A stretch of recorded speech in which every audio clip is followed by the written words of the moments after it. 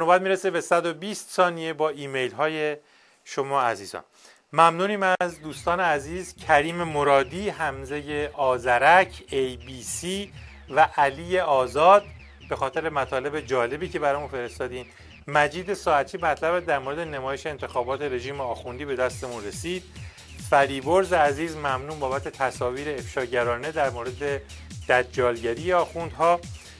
همینطور تشکر میکنیم از ابوالفضل اخباری که برامون نوشته اگر سهراب سپهری در زمان ما دانشجو بود مینوشت اهل دانشگاه هم جیبهایم خالی است، سهم آینده من بیکاری است، چشمها را باید شست، جور دیگر باید دید، باید از مردم دانا ترسید، باید از قیمت دانش نالید.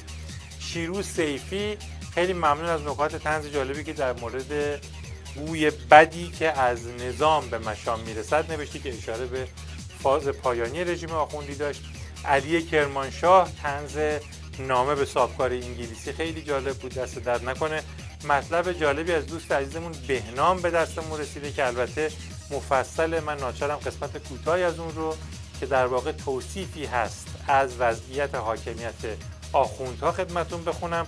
نوشتن 35 سال از انقلاب گذشته، جمهوری خیابان است، استقلال تیم است، شعار آسان است، شعور نایاب است در رژیم، دروغ حلال است، شادی حرام است.